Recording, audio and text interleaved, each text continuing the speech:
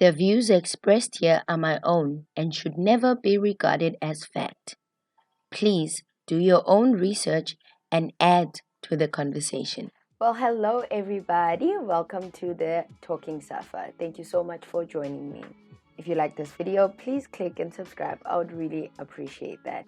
Today's topic is a very serious one. It requires us to sit, enough with the jokes, enough with the making light of situations.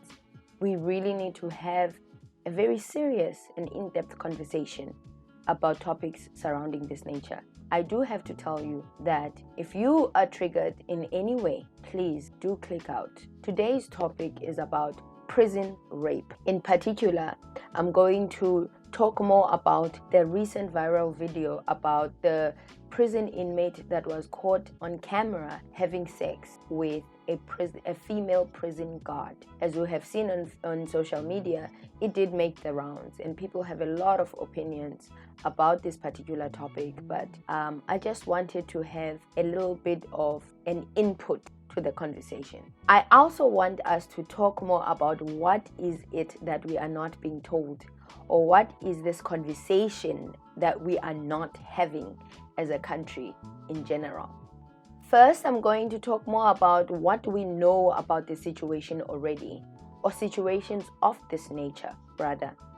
And why should you care, you might ask? We're going to talk a little bit more about that. So do stick with me, and I hope to take you on a journey in this very serious but intriguing topic. So in South Africa, currently, we have about 235 correctional centers, with a total inmate population of about 164,129, okay? And we all know, or some of us do, prison conditions in South Africa are dire. They are dire hotbeds of sexually transmitted diseases, to say the least. And we can argue that there is insufficient supervision and oversight. A recent viral video that did the rounds on social media of a prison warden that was caught doing the deed in what seemed like an office inside a correctional facility. The inmate was in overalls and the warden was in her uniform, which tells us that she was on duty when they both perform this act. Even in our media, right, and in movies, we see how relationships between inmates and prison guards are portrayed. If you've watched series like Oz, Through the Wire, Orange is the New Black, Yizo Yizo, if you want to take it back home, Prison Break.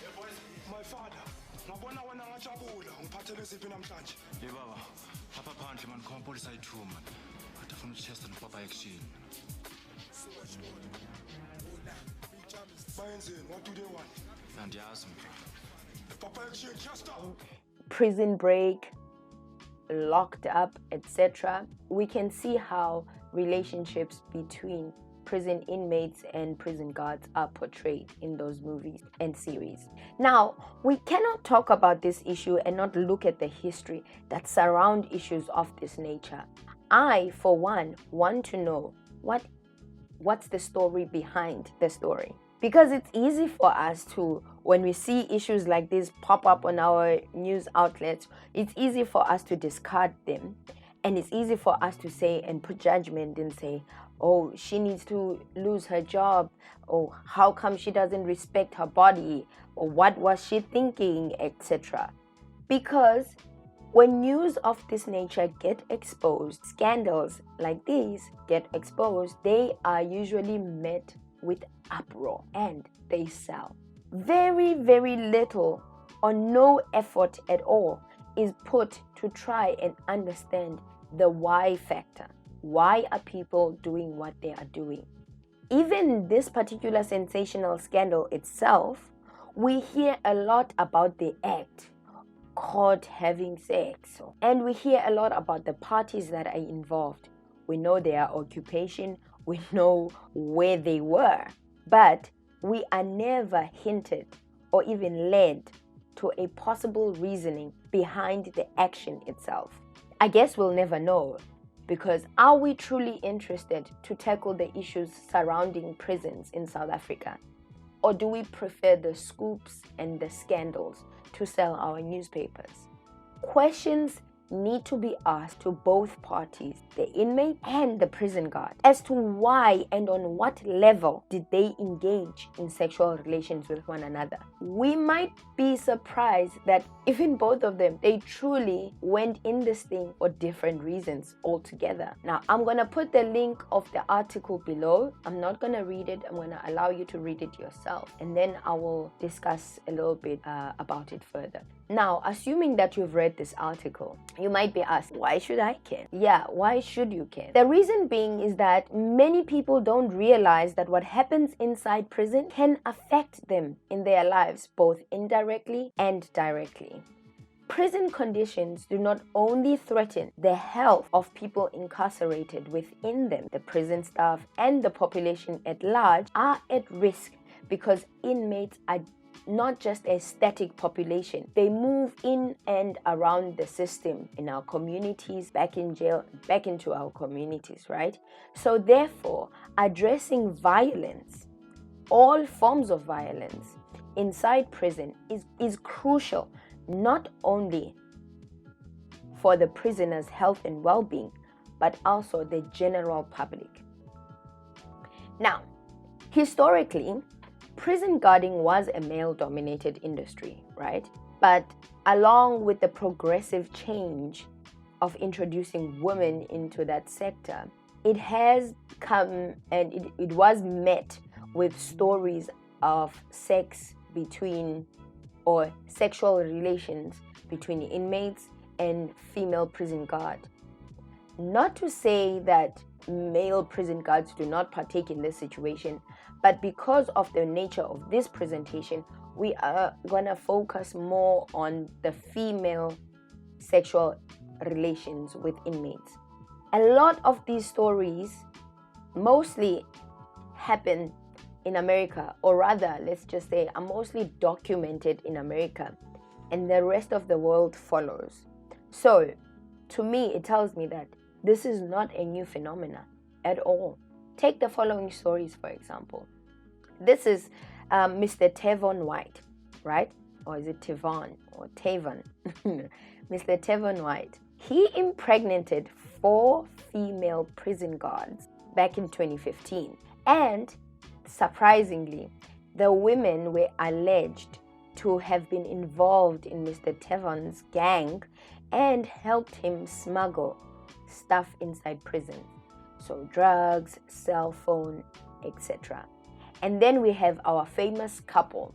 I couldn't find a lot of information on them, so this is the little that I found. This is our famous couple from Losperfontein Correctional Service Center in Brits. I'm so sorry. Let me start that again. Losperfontein Correctional Service Center in Brits. They, as you can see on the picture, the female, this was all over social media a couple of years back, and it is said that the prison warder after committed suicide following the social media uproar and the expose of the scandal. And here we have Miss Kelly Ann McDade. She got pregnant by an inmate back in 2008. She was forced to resign after CCTV footage showed her opening the inmate's cell when she was not supposed to. So, without that CCTV footage showing her going inside that cell and opening it, she probably would have still had her job because no one knew what was going on prior to that CCTV footage. Upon finding out of the sexual relations and her pregnancy, she was then arrested and sentenced to 30 months in prison after it was found that she was helping the inmate smuggle stuff inside prison. And then we have one of the famous ones, Miss Nancy Gonzalez, right? She's a prison guard who had a sexual affair, underline, sexual affair and got pregnant by an inmate at the detention center where she worked. She was arrested and sentenced to 366 days for this crime. The inmate was on death row and they both agreed to get pregnant so that they can persuade the jury from giving him a second death sentence during his retrial, because I think he was a cop killer of some sort, right? But he then later received a death penalty back in 2013. Remember I said underlying sexual affair. They're not saying that this was just a fling. They're calling it an affair. So this alludes to the fact that this was a relationship. And then we have Miss Stephanie Smith-White, who was 40 years of age at the time, who fell in love with the wrong person, as the media headlines said. She fell in love with a convicted drug trafficker, Mr. Curtis Warren, aged 56.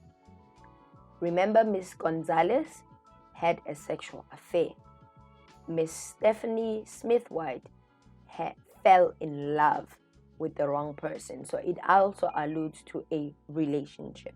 Warren was known to have previously continued to run his criminal enterprise with the help of Miss Stephanie Smith-White. Current times, we have our female warden who was caught having sex on camera with an inmate at a prison in KwaZulu-Natal. Now, after the video went viral on social media and the officials caught wind of these news, they then brought disciplinary proceedings to the warden. The story is still developing. Now, you might be asking yourself, Leletu, why are you bringing up old stuff? What's the relationship here? There's a trend in between these stories. One, consent, because both parties seem to have been aware of their actions and have somehow agreed to doing this act. And it seems as though there's a mutual benefit where the inmate and the prison warden somehow agreed to. This in the sense that inmates solicit certain privileges and be able to smuggle certain substances inside prison, whilst the female warden gets to satisfy maybe a sexual desire or have a relationship of some sort. So I guess we need to talk about consent. Consent is defined as a permission of something to happen or agreement for something to happen. But I do have to note that there are levels to this thing. There are levels to consent. So we mustn't put consent into one bracket and say it is what it is. Sometimes it could start off as consent but later becomes unconsensual and so on. But depending on the story at hand, we're just going to stick with the umbrella version of consent, which is the permission for something to happen or agreement for something to happen. Now, it's important to note that in a prison situation, sexual relations appear to be generally exploitative. This is not always the case though. We see that in other instances, it is plain exploitative, where they're just satisfying others' desires. I help you smuggle this in and you have sex with me, vice versa. But in others, it is love, right? So it changes over time. It might start exploitative, but then it develops to something a little more serious or a little more relationship-y. So depending on the angle that the story is being told, then we might find as to when did it start or how did it develop. Now, with this whole system, there are so many problems. The hiring process is not really helping the situation either. Or a lot of people that choose to be hired in correctional facilities really wouldn't fit and really wouldn't be working there had the employer did a proper psychological and background evaluation. It seems to me it's a trade-off situation than about fulfilling one's duties with diligence. It's more about what the guard can get from the job, and this plays right into the mind of an inmate that wants to exploit that or use that as an opportunity for a trade-off. In the stories I've shown you before, it seems that a lot was swept under the rug, and I will link the sources on my description so that you can go through these stories yourself. A lot was swept under the rug, but when something got exposed and reached the media and went viral, the female prison wardens paid the highest price. Female wardens, they lose their jobs, they lose their privacy, they lose their family and friends. So we see that, a lot knows, she's married, she's got a husband, she's got a family, she's working here. And in some instances, we know who the person is. And you know how people are very smart with their detective skills. They can find previous pictures of them with their family members, etc. And this happens whilst the inmate's privacy is protected by the state. You don't know anything about the prisoner or the inmate. You don't know who he is, where he's from, who his family is, etc. Another is officials, how they respond to these situations. Corruption, unresponsiveness, inadequacy are the main factors in how incidences of sexual violence are handled. Underline sexual violence. We'll dive more into why I'm using the term sexual violence. However, it is evident that prison is gravely under-resourced, and this we can all agree. And we see this issue manifesting itself in prison overcrowding, etc. It is as if there is a reluctancy to acknowledge or act on sexual violence in prisons.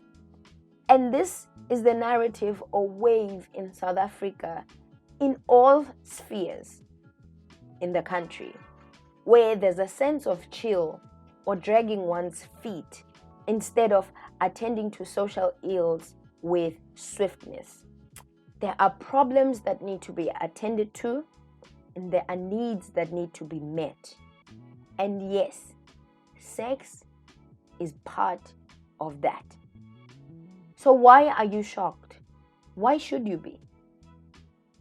Currently, there is no law that prohibits sex amongst inmates and wardens in South Africa.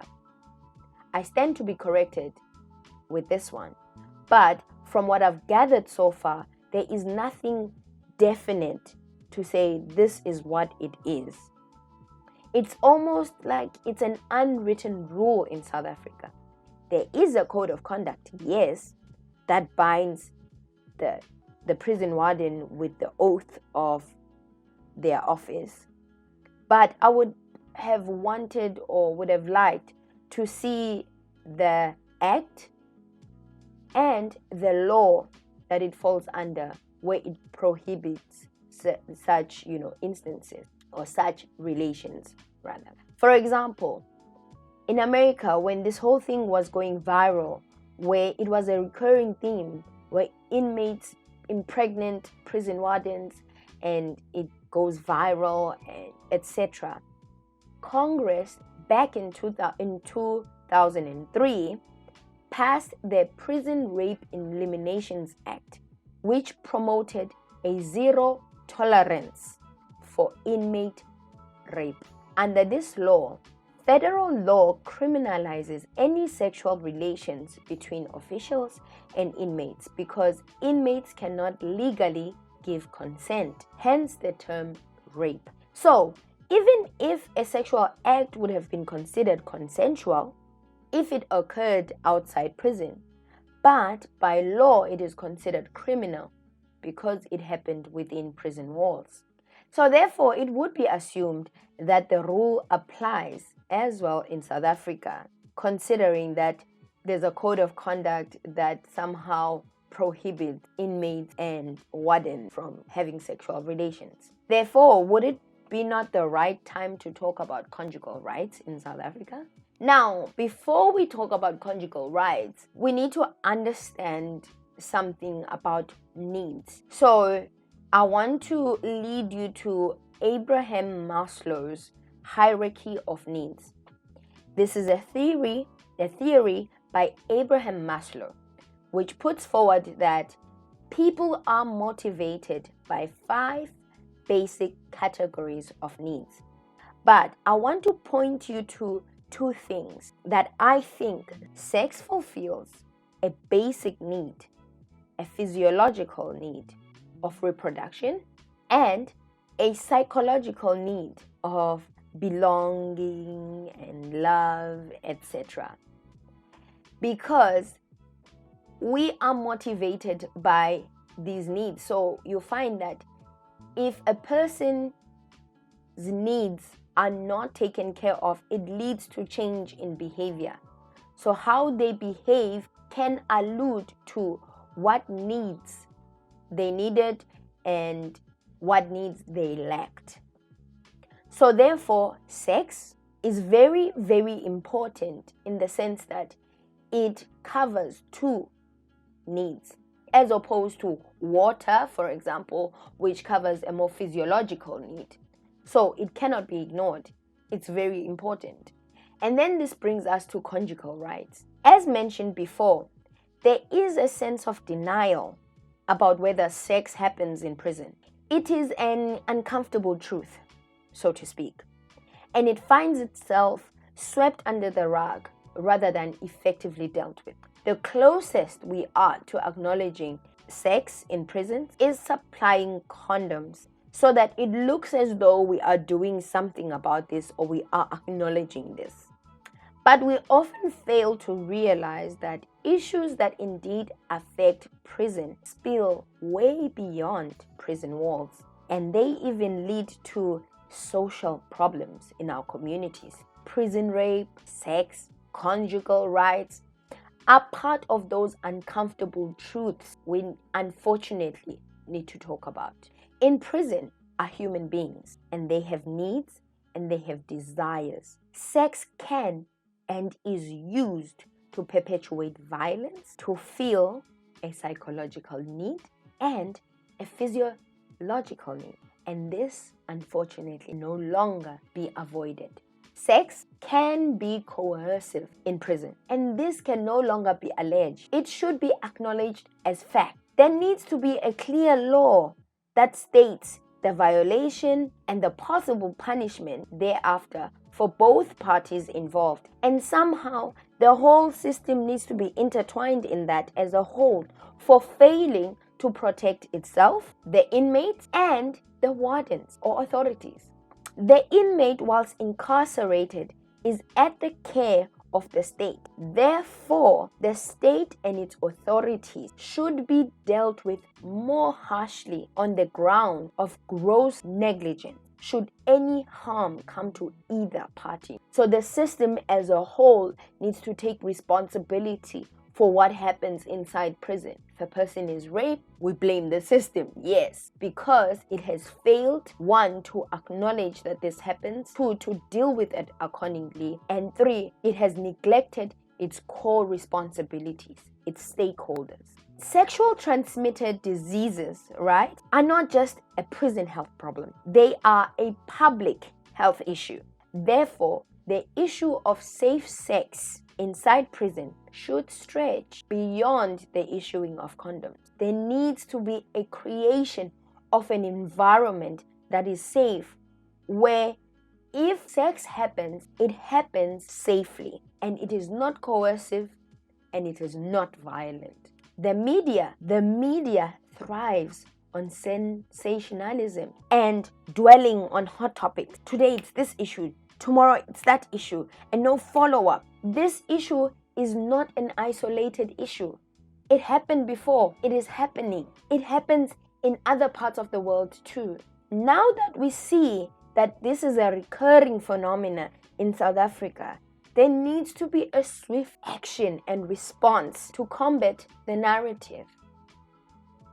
Well, that's it for me. Tell me what you think on the description below, and thank you so much for joining my video. Don't forget to click and subscribe. Thank you so much once again, and bye for now.